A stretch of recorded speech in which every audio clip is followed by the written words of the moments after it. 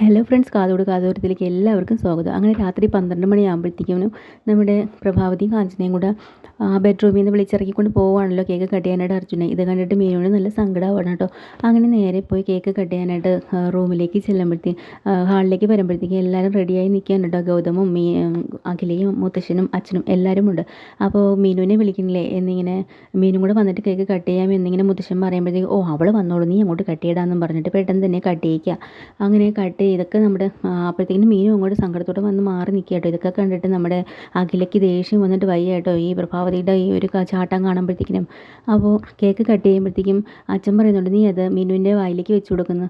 അത് ആദ്യം നീ അമ്മയ്ക്ക് അമ്മയല്ലേ, പെറ്റമ്മയല്ലേ, നീ എല്ലാ വർഷവും അങ്ങനെയല്ലേ ചെയ്യുന്നത്, അതിനൊരു മുടക്കം വരണ്ട, എനിക്ക് തന്നിട്ട് തന്നാൽ മതി പറഞ്ഞിട്ട് നേരെ പ്രഭാവതിക്ക് കൊടുക്കുന്നു. അത് കഴിഞ്ഞ് കാഞ്ചനയെ കൊണ്ട് കൊടുപ്പിക്കുന്നു. ബാക്കി എല്ലാവർക്കും കൊടുത്തിട്ട് ലാസ്റ്റ് മാത്രമാണ് മീനുവിന് കൊടുപ്പിക്കുന്നത് കേട്ടോ. ഈ പ്രഭാവതി മീനുവിന് നല്ല സങ്കടമായിട്ട് അത് കഴിക്കാതെ വാങ്ങിച്ചകത്ത് പോകണം. അപ്പോൾ തന്നെ നമ്മുടെ അർജുന് മനസ്സിലായി മീനുവിന് സങ്കടമായെന്ന്. അങ്ങനെ എല്ലാവരും പിരിഞ്ഞ് പോയി കഴിയുമ്പോൾ മീനു അർജുനകത്ത് വന്നിട്ട് കേക്ക് കഴിച്ചില്ലേന്ന് ചോദിക്കാനുണ്ട്. അപ്പോൾ ഒരു പീസ് കേക്കും കൊണ്ടാണ് അർജുൻ വരുന്നത്. അപ്പോൾ മീനു കഴിച്ചു എന്ന് പറയണം കേട്ടോ. മീനു കരഞ്ഞിട്ട് കണ്ണൊക്കെ കലങ്ങിയിരിക്കണം. എന്ത് പറ്റിയെന്ന് നോക്കുമ്പോൾ ഒന്നുമില്ല. അവസാനം നീ ഒരു കാര്യം അപ്പോൾ പറയുന്നുണ്ട്, ആദ്യം തന്നെ ഞാൻ വിഷ് ചെയ്യണമെന്നായിരുന്നു എൻ്റെ ആഗ്രഹം, അതിനാണ് ഞാൻ ഉറങ്ങാതിരുന്നതെന്ന് പറയുമ്പോൾ പെട്ടെന്ന് അർജുന് സന്തോഷമാവുന്നുണ്ട്. പോരാഞ്ഞിട്ട് നീ വിഷമിക്കേണ്ട, നീ ഒന്ന് കണ്ണടയ്ക്കുക, അതിനൊരു വഴിയുണ്ടെന്ന് പറഞ്ഞിട്ട് ക്ലോക്ക് എടുത്തിട്ട് കറക്റ്റ് 12 മണിയിലേക്ക് ആക്കണം കേട്ടോ. എന്നിട്ട് കണ്ണ തുറപ്പിക്കുകയാണ്. അത് കാണുമ്പോൾ മീനുവിന് സന്തോഷമാവുന്നുണ്ട് കേട്ടോ. അങ്ങനെ ആ സമയത്ത് വിഷ് ചെയ്യുന്നുണ്ട്, ഷേക്ക് ഹാൻഡൊക്കെ കൊടുക്കുകയാണ്. എന്നിട്ട് കേക്കെല്ലാം പരസ്പരം വായിൽ വെച്ച് അവർ സന്തോഷത്തോടെ ഇരിക്കുകയാണ്. അങ്ങനെ കിടന്ന് ഉറങ്ങുകയും ചെയ്യുന്നുണ്ട്. ഈ സമയം നമ്മുടെ അഞ്ജലി വിഷ് ചെയ്യാൻ വേണ്ടി ഒത്തിരി തവണ നമ്മൾ അർജുനെ വിളിക്കാനുണ്ടോ. അപ്പോൾ അർജുൻ ഫോൺ എടുക്കുന്നില്ല, ഹാളിലായിരുന്നല്ലോ.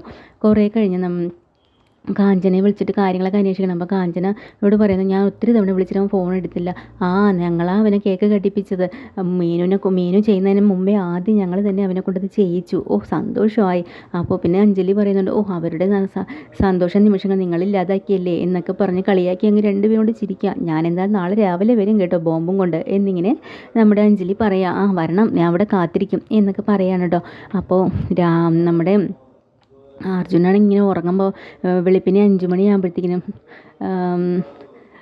നമ്മുടെ മേനു പെട്ടെന്ന് തന്നെ എണീറ്റിരുന്ന് അർജുൻ്റെ കൈയെടുത്ത് കയ്യിൽ വെച്ചിട്ട് പറയുന്നത്, എനിക്ക് നിന്നോടൊരു കാര്യം പറയണമെന്നുണ്ടായിരുന്നു, പ്രധാനപ്പെട്ട കാര്യം, എനിക്കത് ഇന്നലെ പറയാൻ പറ്റില്ല, ഇന്നെങ്കിലും ഞാനത് പറയും, എനിക്ക് പറഞ്ഞേ പറ്റൂ എന്നൊക്കെ പറഞ്ഞ് കരയാൻ കേട്ടോ. അങ്ങനെ കണ്ണീരെല്ലാം കയ്യിൽ വീഴാണ്.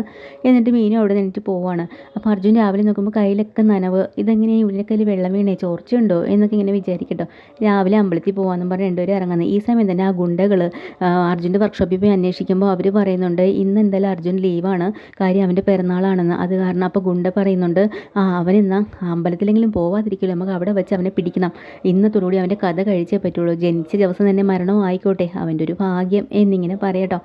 അതവിടെ അങ്ങനെ നടക്കുന്ന സമയത്താണ് ഇവർ രണ്ടുപേരും കൂടെ രാവിലെ നേരെ അപ്പോൾ അമ്പലത്തിൽ പോവാൻ ഇറങ്ങുകയാണ്. അപ്പോൾ മീനുവിനെ നോക്കിയിട്ട് അർജുൻ പറയുന്നുണ്ട്, നിനക്ക് നല്ല ചേരുന്നുണ്ട് ഈ ഡ്രസ്സ് എന്ന് പറയുന്നുണ്ട്. അപ്പോൾ മീനു പറയാണ്, നിനക്കും നന്നായിട്ട് ചേരുന്നുണ്ട്, നല്ല ഭംഗിയുണ്ടെന്നൊക്കെ പറയാണ്.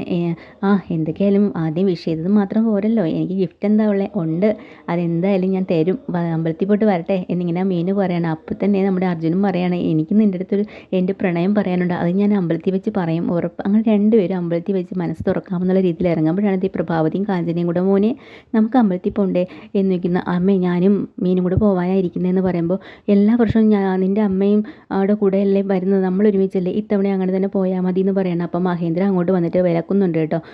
വന്നല്ലോ സപ്പോർട്ട് ചെയ്യാനേ എന്നിങ്ങനെ പറയാണ്. അപ്പോഴത്തേക്കും തന്നെ മീനു ഒരു കാര്യം എല്ലാവരും കൂടെ ഒരുമിച്ച് പോകുമ്പോൾ മീനും കൂടെ വന്നാൽ എന്താ കുഴപ്പം എന്നിങ്ങനെ അച്ഛൻ ചോദിക്കുക കേട്ടോ. ഉടനെ മീനുവിന് നല്ല സങ്കടമാവുന്നുണ്ട്. പോരാഞ്ഞിട്ട് പ്രഭാവതിക്കും കാഞ്ചനയ്ക്കും അങ്ങ് ദേഷ്യം കൊണ്ട് എല്ലാവരും തലമണ്ട അടിച്ച് പൊട്ടിക്കാനുള്ള ദേഷ്യത്തോടെ നിൽക്കുക കേട്ടോ. ഇതൊക്കെയാണ് ഇന്നത്തെ എപ്പിസോഡിൽ. പുതിയൊരു എപ്പിസോഡ് വീണ്ടും വരാം. ചാനൽ ഇഷ്ടമായി ലൈക്ക് ചെയ്യുക, സബ്സ്ക്രൈബ് ചെയ്യുക. താങ്ക്